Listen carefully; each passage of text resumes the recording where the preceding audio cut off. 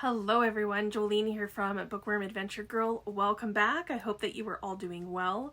This is where I talk about the books that I'm reading. I like to read diverse books and I highlight Canadian literature. If you are new, thank you so much for checking out my channel. Please hit subscribe and stick around. Today I am going to be talking about the Reading Across Canada Challenge, and I'll be giving you recommendations for October, which I know it's November. But this is one prompt that I think is a little easier than some of the other prompts.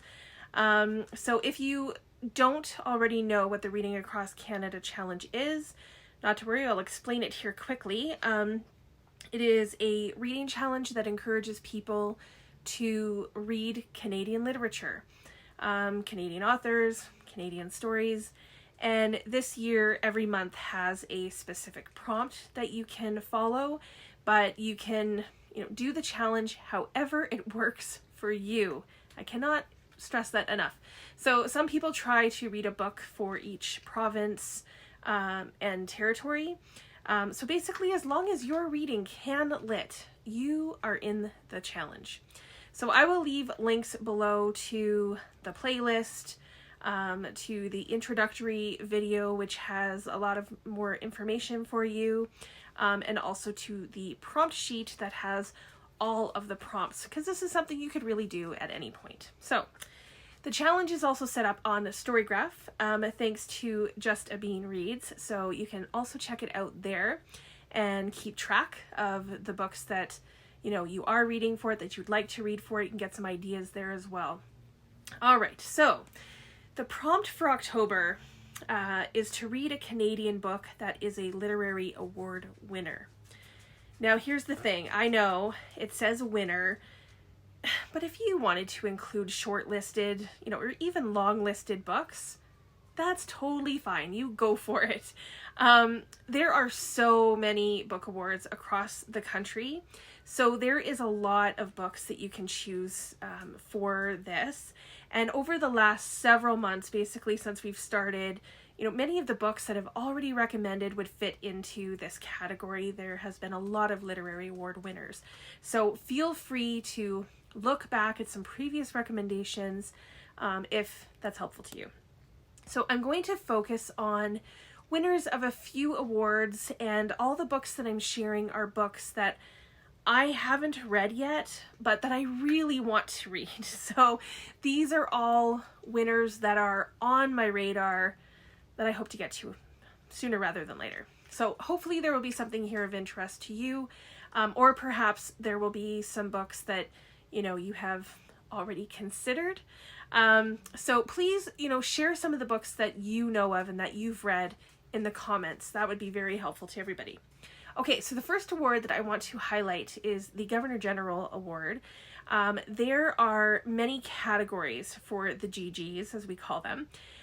So for this one, I'm going to focus on the fiction category, and a book that has been on my list for a very long time, and it's one that it also made the list of the 67 best CanLit books of the 21st century that I did with Lindy from Lindy's Magpie Reads, and that is Do Not Say We Have Nothing by Madeleine Thien. This is a multi-generational story. It's a family drama about a Chinese family, and every time someone talks about this book, I want to read it, and I really think I'm going to like it. The next book I don't own, but it's also been on my radar for quite some time, and that's We'll All Be Burnt in Our Beds Some Night. This is by Joel Thomas Hynes, and this is about a man who has lived a life of crime, but then hitchhikes across Canada and kind of reinvents himself. So I am really intrigued by this one. Okay, the BC and Yukon book prizes also have several categories, and I'm going to show a nonfiction. I'm hoping to read this this month, and it's Fireweather by Vaillant. I want to read it for nonfiction November. So it could cross off a few things for me. It's about the wildfires in Fort McMurray, Alberta in 2016. And you might wonder, why this book would be a BC prize book if it takes place in Alberta, but it's because the author is a resident of BC. All right. So the fiction book from the BC and Yukon Book Prize that I have on my radar is The Book of Form and Emptiness by Ruth Ozeki. This is about a young boy who hears voices after his father dies. And I've read another book by Ruth Ozeki and really, really enjoyed it. So I'm looking forward to, reading more by her, and hopefully this will be next. All right, so another option for this prompt is to choose an award that recognizes an author for their entire body of work. And the Writers' Trust has the Engel Finley Award, which is given to writers in basically the middle of their careers. They have to have published at least 3 books of literary merit, which are predominantly fiction. And there are several authors that I'm interested in who have won this award, but the 2 that I want to highlight are Lisa Moore and her book February. This book looks at the time when an oil rig sank off the coast of Newfoundland, and in 1982 this happened, and 84 men were killed. And then the other author that I'd like to read more books from is Annabel Lyon, and I've had her book The Golden Mean on my shelves for many years. This is historical fiction with Aristotle as the main character, and he tutors the king's sons, I think. So I think this is going to be an interesting one. I love philosophy, so we'll see how that goes. The Atlantic provinces have the Atlantic Book Awards, and one of the books that I keep seeing that has piqued my interest, it's called A Grandmother Begins the Story, and this is by Michelle Porter.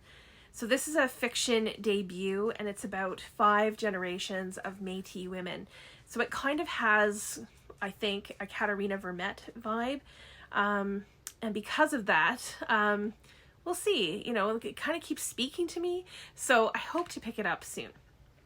Okay, the last literary award that I'm going to highlight is the Stephen Leacock either award or medal, and this is the Canadian Literary Award for humor, literary humor. And again, there are several authors that I want to read from this list.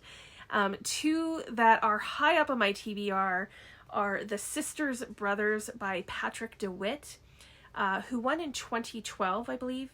And this is also a book from the 67 Best Can-Lit Books of the 21st Century.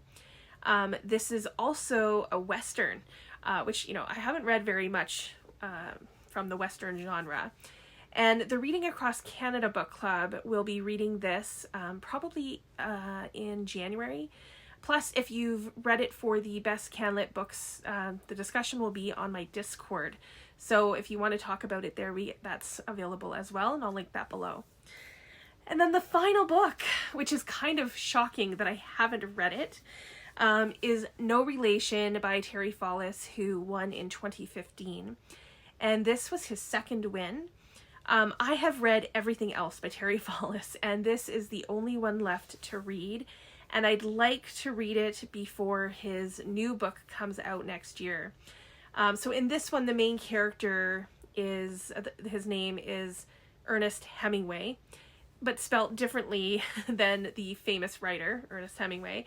And because of his name, his life just takes him on unexpected opportunities and in different directions. And I always know what I'm going to get with a Terry Fallis book, so I really look forward to this ride. So these are the books that are on my list for the October prompt. For those of you, waiting for recommendations for November, they are coming. I will be putting out a video shortly, and there will be actually a few different videos for nonfiction, so stay tuned for that. So please let me know if any of these books interest you. Maybe if you have other recommendations, please let us know what books, you would add to this list, and what book you are either planning on reading, or maybe you've already read it for the October prompt. If you don't feel like chatting or commenting, that's not a problem.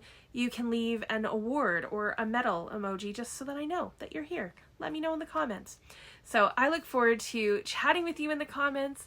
As always, thank you so much for watching. I hope you enjoy the rest of your day, and don't forget to make every day an adventure.